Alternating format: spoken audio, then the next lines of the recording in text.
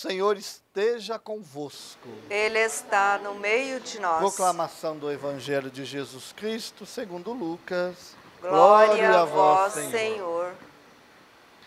Naquele tempo, Jesus disse aos discípulos: um homem rico tinha um administrador que foi acusado de esbanjar os seus bens. Ele o chamou e lhe disse: que é isto que eu ouço a teu respeito? Presta contas da tua administração, pois já não podes mais administrar meus bens. O administrador então começou a refletir: o Senhor vai me tirar a administração. O que vou fazer?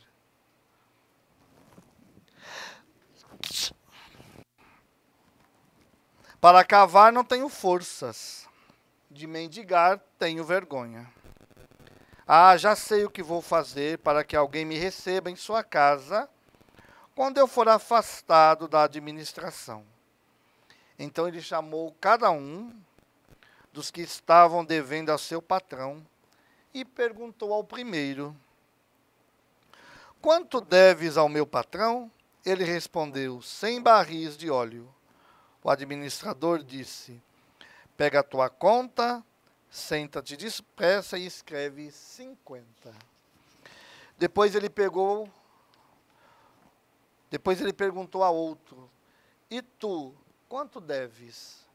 Ele respondeu: 100 medidas de trigo. O administrador disse: pega a tua conta e escreve 80.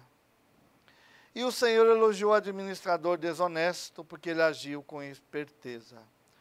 Com efeito, os filhos desse mundo são mais espertos em seus negócios do que os filhos da luz. Palavra da salvação. Glória a vós, Senhor. Amados e amadas de Deus, acompanhando essa trajetória na liturgia diária, a carta de São Paulo aos Romanos, São Paulo esclarece algumas situações. Primeiro, ele diz que está convencido de tudo aquilo que ele explicou para os da comunidade de Roma. Eles agora têm bastante conhecimento para cuidar um dos outros. Mas tem algumas situações que ainda eles não estão preparados para fazer.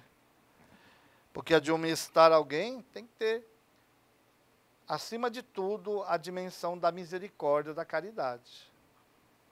Não é apenas levantar o erro do outro, mas ajudar o outro a ser melhor, a estar mais próximo de Deus.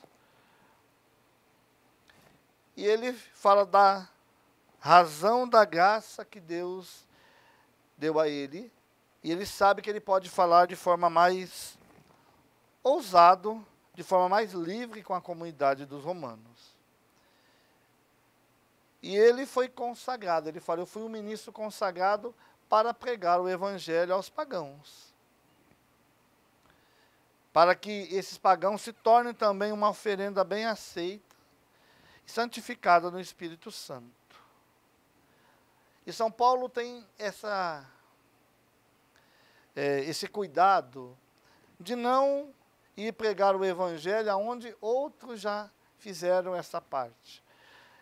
Não porque ele se achava melhor do que os outros, mas era para não perder tempo. Para que ir numa região que outro apóstolo ou outro discípulo esteve lá? Já tem alguém fazendo a missão. O evangelho é o mesmo.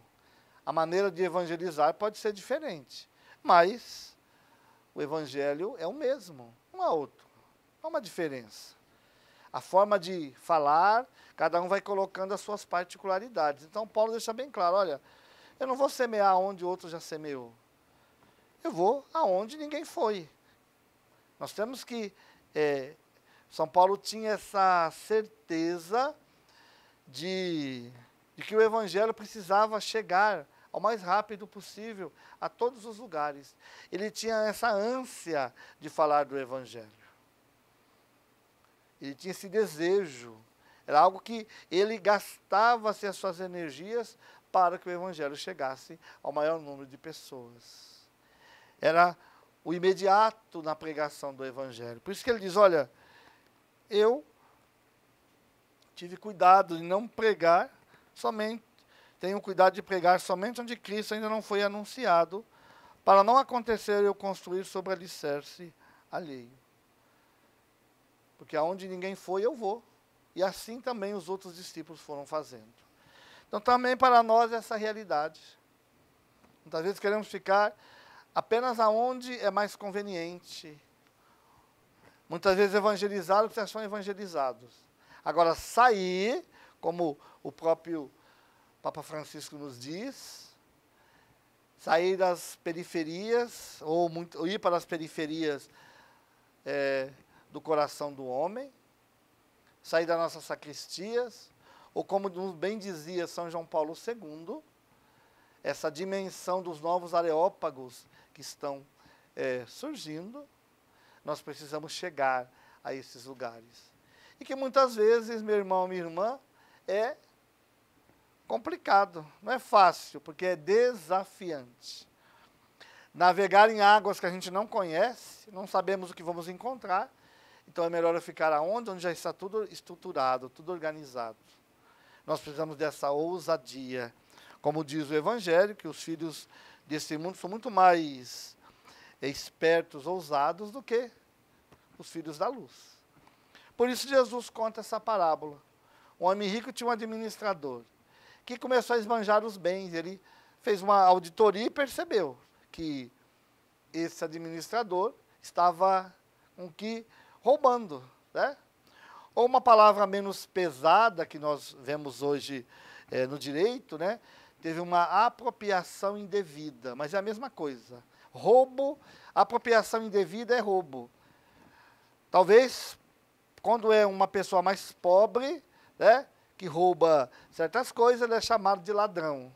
Agora, quando é uma coisa que acontece mais, como nós chamamos os crimes de colarinho branco, né, da corrupção que está aí, do roubo que nós percebemos, diz não, ele apenas se apropriou indevidamente, não roubou do mesmo jeito. O pecado é o mesmo, né? Claro que muitas vezes o pecado ele existe na dimensão, muitas vezes, da intensidade. Talvez um coitado que rouba para comer, o pecado dele é muito maior do que aqueles que roubam milhões, desviando o dinheiro de tanta realidade. E esse administrador, ele foi esperto nas coisas desse mundo. Ele disse, olha, eu não consigo mais trabalhar. Tenho vergonha de ser pedinte. Então eu vou fazer o quê? Eu já tenho uma vida não muito boa mesmo. Eu já ando roubando. Então o que eu vou fazer? Vou continuar fazendo isso, para que depois eu possa usar isso como argumento. Olha, eu te ajudei, agora você vai precisar me ajudar. E Jesus conta isso. E fala que o Senhor elogiou o administrador desonesto. O Senhor aqui não é Deus. O Senhor aqui está em letra minúscula. Está dizendo o Senhor quem? O patrão dele que elogiou. Não é o Senhor Deus. Não é Jesus que elogiou a esperteza desse administrador, não o Senhor dele. Porque a gente, olha, Jesus elogiou essa atitude. Não. O Senhor aqui é o patrão que elogiou. E Jesus dizendo, com efeito, os filhos desse mundo são mais espertos em seus negócios do que os filhos da luz. Então, meu irmão, minha irmã, a grande pergunta para nós é esta. Em que coisa nós estamos sendo espertos? Nas coisas de Deus ou nas coisas deste mundo? Porque é verdade que muitas realidades da nossa sociedade, nós vemos um empenho muito grande, até mesmo do povo cristão católico, para acontecer quando é as coisas do mundo.